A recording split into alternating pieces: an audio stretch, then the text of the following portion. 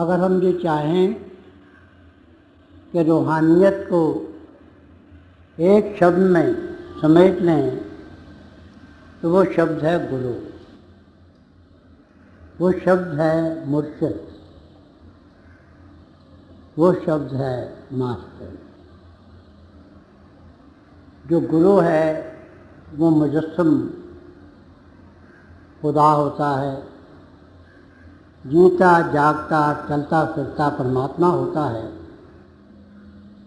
Word में flash होता है। जब से ये संसार बना है गुरु की महिमा गाई जा रही है। मैं सिर्फ चंद एक शब्द गुरु की महिमा के मुतल्लिक़ कहूँगा। हम रोज़ धर्म ग्रंथ पढ़ते हैं, स्क्रिप्चर्स का अध्ययन करते हैं, मगर जो रूहानियत का सार है, जो क्विंटेसेंस ऑफ रिलीजन है, वो हमारी समझ में नहीं आता। ये जितनी भी हमारी धर्म पुस्तकें हैं, जो सहीफे हैं, जो धर्म ग्रंथ हैं, जो स्क्रिप्चर्स हैं, ये सब एक स्लीपिंग ब्यूटी की मानंद हैं। आपने स्लीपिंग ब्यूटी की कहानी सुनी होगी, बड़ी मशहूर कहानी है। कहा जाता है कि एक कन्या बहुत सुंदर थी और वो सो गई और 100 वर्ष तक वो सोई रही और वो जागी उस वक्त जब एक प्रिंस, एक शहजादा उसके पास आया। उसने उसे अपने स्पर्श से जो निंद्रा से उससे उठा दिया। उसने उसके माथे को चूमा और उठ कर खड़ी हो गई। उससे पहले बहुत से उसके चाहने वाले उसके इर्द गिर्द घूमते रहे, उसे पुकारते रहे, उसका गुणगान करते रहे, क्योंकि वो बहुत सुंदर थी, इतनी सुंदर कि उसका व्याख्यान नहीं किया जा सकता था। मगर वो सोई रही। चाहने वालों ने उसकी नज़र अपनी तरफ मबजूल नहीं की। हाँ, जब शहजादा आया, Prince of godly love, Prince of divine beauty, तो उसने उसे अपने स्पर्श से जगा दिया और फिर वो बातें भी करने लगी, प्रेम की बातें, जिंदगी को उबार देने वाली बातें।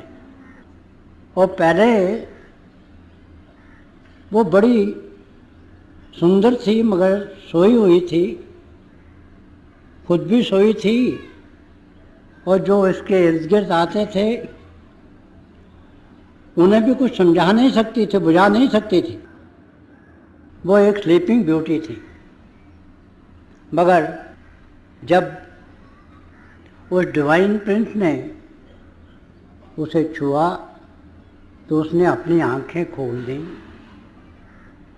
उसकी ज़ुबान में गोयाई आ गई, बोलने की जो कुव्वत थी वो आ गई और उसके इर्द गिर्द जो उसके दीवाने थे, जो प्रभु की मोहब्बत के दीवाने थे,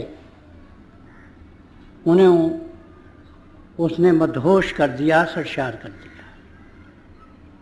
यही बात है हमारे ग्रंथों की, यही बात है हमारे सहीफों की, हमारी स्क्रिप्चर। हम उन्हें पढ़ते हैं, उनका पाठ करते हैं, कई बार पढ़ते हैं, मगर वो एक स्लीपिंग ब्यूटी के मानंद होते हैं। हमें वो जियादान नहीं दे सकते। जियादान दे भक्ति लाइन हर्षो लैन मिलाए, वो लाइफ इंस्पायरिंग ग्लांस नहीं दे सकते। हमें वो जिस्म और जिस्मानियत से ऊपर नहीं ला सकते हैं। हमारी ज़िंदगी का जो ध्येय है अपने आप को जानने का और प्रभु के पाने का, उसकी पाने में वो हमारी सहायता नहीं कर सकती। मगर जब हमें कोई मुर्शिद, कोई संत सद्गुरु अपने चरणों में बुला लेता है और हमें नजो नज़ी निहाल कर देता है, अपनी नज़र कर्म से हमें उबार देता है, तो जितने भी ये सहीफे हैं, जितने धर्म ग्रंथ हैं, वो उठ के बैठ जाते हैं, बातें करनी शुरू कर देते हैं, समझाना शुरू कर देते हैं, अपना रास्ता दिखाना शुरू कर देते हैं। वही धर्म ग्रंथ जो होते हैं उसका हर शब्द में जान आ जाती है। जब तक हमें मुर्शिद नहीं मिलता, जब तक डिवाइन प्रिंस हम पे बख्शिश नहीं करता है, हमारे धर्म ग्रंथ केवल लकीरें होती हैं। मगर जब हमें संत सद्गुरु के चरणों की धूली नसीब होती है, जब उसकी धूली का हम सुरमा बनाते हैं, तो यही जो लकीरें हैं ये बोल उठती हैं। हम पाठ करते हैं, रोज करते हैं, मगर हमारा रास्ता बहुत लंबा होता चला जाता है, क्योंकि वो सर्क्यूटस रूट बताती हैं हमें। मगर जब किसी प्रभु रूप भक्ति की उन पर नज़र पड़ती है तो वो लाइनें सीधी हो जाती हैं, जिसे हम तसव्वुफ़ में सिरात मुस्तकीम कहते हैं। वो हमें उस रास्ते को दिखाती हैं जो सबसे छोटा रास्ता है और जिस पे चलकर इसी ज़िंदगी में हमारी आत्मा और परमात्मा का मिलाप हो सकता है। यह है प्रभु की देन, सद्गुरु की देन। धर्म ग्रंथ तो पहले भी होते हैं, हम पाठ भी करते हैं, मगर उनके मानी और मफ़हूम से हम बहुत दूर रहते हैं। मगर जब कोई महापुरुष हमें अपनी छत्र छाया में ले लेता है, उन्हीं ग्रंथों को जब हम पढ़ते हैं तो एक नए माने उनमें से निकलते हैं, जो सच्चे माने हैं वो हमें समझ में आना शुरू हो जाते हैं। ये तो एक देन है प्रभु की। और जब सच्चे माने समझ आने शुरू होते हैं तो फिर हम जो भी हमें शिक्षा मिलती है उसमें हम अमल करते हैं। हम धर्म स्थानों पे जाते हैं, कहते हैं कि अमृत पीते हैं, ठीक है अमृत पीते हैं, मगर वो अमृत कैसे बनता? अमृतसर कैसे बना? मानसरोवर कैसे बना? सर चश्मा या आबे कौसर कैसे बना? Fountain of the water of life कैसे बना? वो पानी था, आप था, जल था, वाटर था।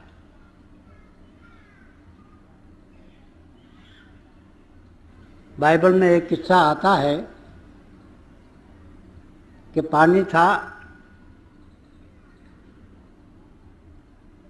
वो अमृत बन गया, आबे हयात में तब्दील हो गया, वाटर ऑफ लाइफ बन गया। मगर वो कैसे बना? तो सद्या बाद एक दफ़ा एक कंपटीशन हुआ और उसमें इसी मजमून को रखा गया कि ये जो बाइबल का किस्सा है इसे बयान किया जाए। जितने भी उस वक्त के आलम थे, फाजिल थे, वो सब इकट्ठे हुए। जैसे कि आम इम्तहान होता है, पेपर शुरू हो गया, 3 घंटे का पेपर था। क्योंकि बहुत बहुत विद्वान थे, उन्होंने जब पेपर आया, उन्होंने देखा ये मजमून है जिसमें हमने अच्छे लिखना है, तो उनके दिमाग में ताकत थी, कलम में जोर था, लिखते चले गए, सफ़ात के सफ़ात लिख दिए। मगर उनमें एक प्रभु का भक्त था, प्रभु की मस्ती से सरशार था, सरमस्त था। वो बैठा रहा प्रभु की याद में।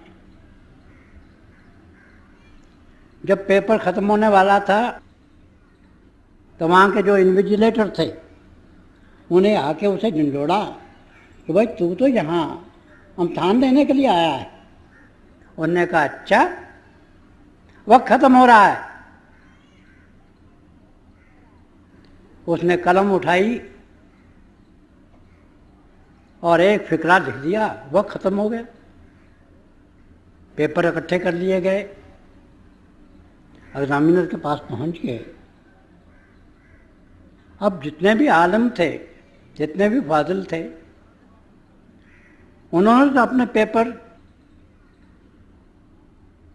अपने दिमाग पे जोर पे लिखे थे, अपने डिक्शन पे जोर से लिखे थे, ज़बानदानी के बल पे लिखे थे। उनमें से हर एक ये समझता था कि इनाम मुझे ही मिलेगा। और मगर जब उसका रिजल्ट डिक्लेयर हुआ तो वो प्रभु रूप इंसान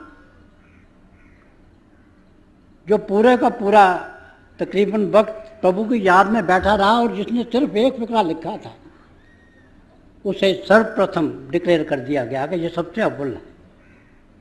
लोग हैरान हो गए। बहुत से लोगों के लिए ये शौक था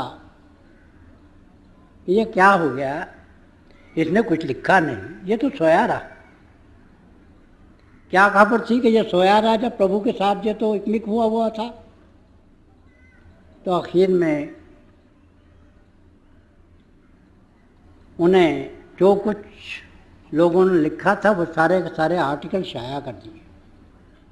तो ये जो प्रभु का भक्त था, इसने सिर्फ एक ही सेंटेंस लिखा था और वो सेंटेंस ये था कि water saw his Lord and it blushed, कि पानी था, उसने अपने प्रभु को देखा, सुंदरता का जो केंद्र था, जो सोर्स ऑफ ऑल ब्यूटी था, उसे देखा और वो शर्माया। और जब हम देखते हैं कि शर्माते हैं तो हमारे गाल जो हैं सुर्ख हो जाते हैं, ग्लो करने लगते हैं। तो इस वाक्य का उन्होंने यूं बयान किया कि था तो पानी, जब प्रभु को देखा, प्रभु की खूबसूरती को देखा और उसे यह एहसास हुआ कि इतनी बड़ी हस्ती जो है ये मेरी तो तवज्जो कर रही है, वो तवज्जो को जिसका पहले उसे कभी तजुर्बा नहीं हुआ था, उसे पहली दफ़ा तजुर्बा हुआ कि प्रभु की सरमस्ती क्या होती है, सरशारी क्या होती है, गुरु की जो नज़र को मारने वाली नज़र होती है वो क्या होती है। ये जो एक निगाह करम है वो क्या होती है, लिरिकल ग्लैंस क्या होती है। तो पानी जो शर्माया तो उसमें रंग आ गया और उस रंग ने उसे शराब में तब्दील कर दिया। तो यह है गुरु की अहमियत। हमारी आत्माएं युगों युगों से 84 लाख जिया जून में घूम रही हैं, चक्कर लगा रही हैं, दुख और दर्द से करा रही हैं, सिसक रही हैं, तड़प रही हैं, बिलक रही हैं। हमारा कल्याण तभी हो सकता है कि अगर हम पे किसी महापुरुष की नज़र पड़ जाए और वो ये जो हमारी ज़िंदगी है इसे वाटर ऑफ इमॉर्टैलिटी बना दे, इसे अमृत बना दे, इसे लाफानी कर दे, जाविदानी कर दे, इटर्नल कर दे, इमॉर्टल कर दे। यह है गुरु की अहमियत। अभी स्वामी जी महाराज बत्ती का वर्णन कर रहे थे, तेल का वर्णन कर रहे थे। हम जब से ये सृष्टि पैदा हुई है इसी तलाश में हैं कि हम अमर हो जाएं। कभी कभी जब हम खुशी मनाते हैं तो दिया जलाते हैं, बत्ती भी उसमें डालते हैं, तेल भी डालते हैं, मगर जो इंसानी दिए हैं वो तो चंद लम्हों के लिए, चंद घंटों के लिए जलते हैं, उसके बाद बुझ जाते। यही हालत है हमारे संगीत की। मगर जो हमारे अंतर ज्योति है वो प्रभु ने जलाई है। इंसान के हाथों से जली हुई जो ज्योति है वो तो चंद घंटों के लिए रोशनी देती है, फिर बुझ जाती है। मगर जो हमारे अंतर प्रभु ने ज्योति जलाई है, क्योंकि वो प्रभु ने जलाई है, एकदम उसने जला दी तो वो जल रही है, हमेशा जलेगी। और जब हम किसी महापुरुष के, किसी संत के चरणों में जाते हैं तो वो हमें वही ज्योति वरदान करता है जो हमें अमर कर देती है, वही ज्योति जो हमेशा जिंदा रहती है, हमेशा जलती रहती है, हमेशा रोशनी बखेरती रहती है। वह हमारी जिंदगी को सरापा नूर बना देती है, हर जर्रे को आफताब बना देती है, हर कण को सूर्य बना देती है। और ऐसा सूर्य जो हमेशा जगमगाता रहे। इसी तरह से हम संगीत की बात करते हैं, मौसीकी की बात करते हैं, म्यूजिक की बात करते हैं। बहुत बड़े बड़े म्यूजिशियन हुए हैं, मगर जो हमारा इंसानी म्यूजिक है तब तक चलता है जब तक हमारी उंगलियां काम करती हैं, जब तक हमारा गला काम करता है, चाहे वो वोकल म्यूजिक हो या इंस्ट्रूमेंटल म्यूजिक हो। जब हमारी उंगलियां किसी साज पे चलनी बंद हो जाती हैं तो म्यूजिक बंद हो जाता है। जब तक हमारी उंगलियां किसी साज को छेड़ती रहती हैं, चाहे वो सितार हो, चाहे तानपुरा हो, चाहे गिटार हो, चाहे पियानो हो,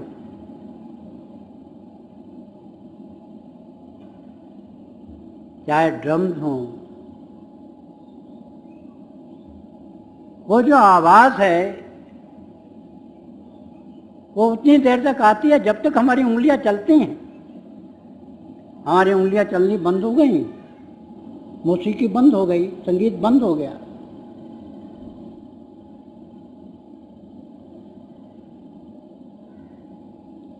मगर हाँ, इसके हमें इशारे मिलते हैं। हमारा जो पुरातन संगीत था उनमें इनके इशारे मिलते हैं, मगर वो इशारे हैं, वो सिंबल्स हैं। तानसेन के मतलब ये कहा जाता है कि जो हिंदुस्तान का बहुत बड़ा मौसीकीकार था, संदिग्ध था, म्यूजिशियन था, के दरबार में, क्योंकि वो दरबार में अकबर के 9 रत्नों में से था,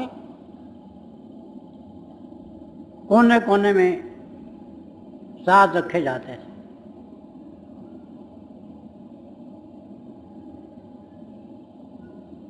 वो जो दरबार हाल था उसके मरकज में बैठकर, उसके सेंटर में बैठकर अपना संगीत शुरू करता था, तो जितने वहाँ साथ होते थे सबके सब बजना शुरू कर देते थे।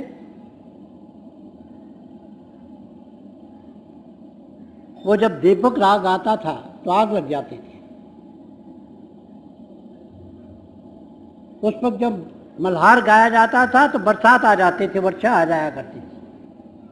और यही बातें जो हैं हमारे जो पुरातन ऋषि मुनि हैं उनके मुतल्लिक भी मंसूब की जाती हैं।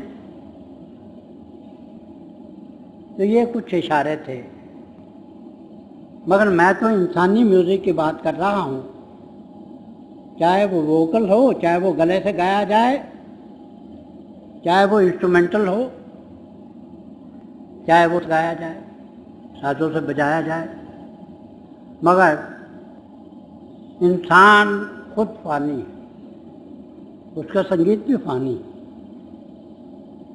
उसका नगमा भी जो है वो देर पा नहीं है, थोड़े क्षणों के लिए है। मगर जो महान संगीत है, जो सब संगीतों की सोर्स है, जो केंद्र है जिससे सब संगीत निकलते हैं, वो है शब्द, वो है श्रुति, वो है वर्ड, वो है कलमा, वो है बांगे आसमानी, वो है हरि कीर्तन, वो है नाम।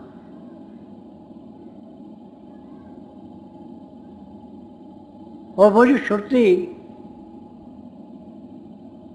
का आगाज, उसका आरंभ प्रभु ने खुद किया है। प्रभु ने एक दफा वो संगीत शुरू कर दिया है, वो हमेशा बजता रहता है, हमेशा जारी उतारी रहता है और हमेशा जारी उतारी रहेगा। और फिर उस संगीत को कहते हैं अनहत, अनस्टक, जो उंगली से बजाया नहीं जाए, खुद ब खुद बजे। और फिर वो नगमा जो प्रभु तक ले जाता है उसे कहते हैं ज़बान बेज़ुबानी।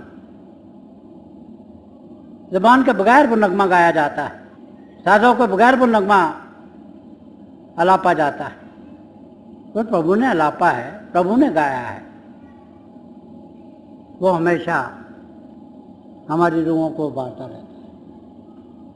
और जब हम किसी महापुरुष के चरणों में आते हैं तो उसकी सबसे बड़ी दया यही होती है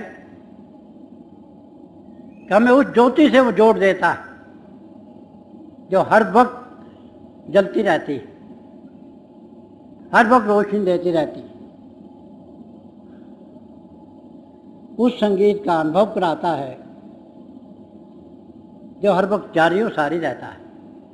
और यही ज्योति और श्रुति का मार्ग है। यही मार्ग हमें वेदों ने बताया है, उपनिषदों ने बताया है, अंजील शरीफ में बताया है, कुरान शरीफ ने बताया है। इसी का जिक्र कबीर साहब की वाणी में है, श्री गुरु नानक साहब की वाणी में है, आदि ग्रंथ में है, जिंद अवस्था में इसी का जिक्र है। और जितने भी दुनिया के सहीफे हैं, जितने भी ग्रंथ हैं, सब में इसी का जिक्र है। मगर इन सब के पाने के लिए हमें किसी रूहानी शहजादे के स्पर्श की जरूरत है। और वो जो रूहानी शहजादा है वो होता है हमारा गुरु। हम सब सोए हुए हैं, गुरबानी में आया है। हमारा बाप भी सोया है, उस्ताद भी सोया है, माँ भी सोई है, बहन भी सोई है, दोस्त भी सोए हैं। और हमारे अंतर ये जो अमृत बह रहा है, इसे काम, क्रोध, लोभ, मोह, अहंकार ये सब पी रहे हैं। ये हमारा बर्थ राइट है, पैदाइशी हक है कि हम उस अमृत को पिए, जिसे पी कर सब आलाइशें दूर हो जाती। स्थूल सूक्ष्म और कारण देशों से हम परे चले जाते। मोह माया 25 प्रकृति कि जो अंधेरा है वो दूर हो जाता है उसके पीने से। मगर ये किसकी बख्शिश है? ये संत सतगुरु की बख्शिश है, ये किसी मुर्शिद कामिल की बख्शिश है, ये किसी परफेक्ट मास्टर की बख्शिश है। हम जितने भी यहाँ बैठे हैं हम सब बहुत खुशनसीब हैं कि हमें प्रभु रूप हस्तियों ने ज्योति और श्रुति का जाति अनुभव दे दिया है। हमें ये चाहिए कि जैसा उन्होंने हमें हुक्म दिया है अपने आचार को, अपने व्यवहार को शुद्ध बनाएं, अपने जीवन को सदाचारी बनाएं और रोजाना भजन करें, सिमरन करें। हर लम्हा, हर घड़ी, हर सांस प्रभु की याद में गुजारें ताकि ज्योति और श्रुति के जरिए हम उस आखिरी मंजिल पे पहुंच जाएं जहां हमारी आत्मा और परमात्मा का मिलाप होता है, जहां में हमेशा की सर खुशी, हमेशा की सर शादी, हमेशा की सर मस्ती और हमेशा की मुक्ति मिलती है।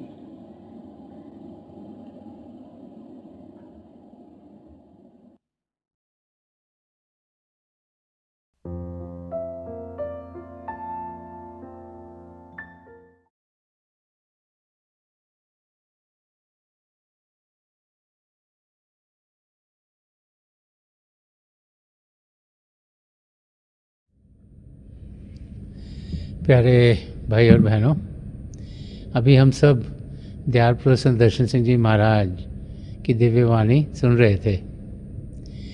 जब भी हमें संत दर्शन सिंह जी महाराज के शब्द सुनने को मिलते हैं तो एक नया रास्ता हम सब के लिए खुल जाता है जिसके ज़रिए हम अपनी मंजिल तक पहुंच सकें। वो रास्ता प्रेम का रास्ता है, वो रास्ता अध्यात्म का रास्ता है। तो थोड़ी देर के लिए आप सब अभ्यास के लिए बैठ जाएं। आप जहाँ भी बैठे आराम से बैठिएगा, अपनी आंखें बंद कर लीजिएगा और ये आंखों के डेले आई बॉल्स हैं सीधे सामने फोकस होने चाहिए, जैसे 8-10 इंच आपके सामने फोकस हैं।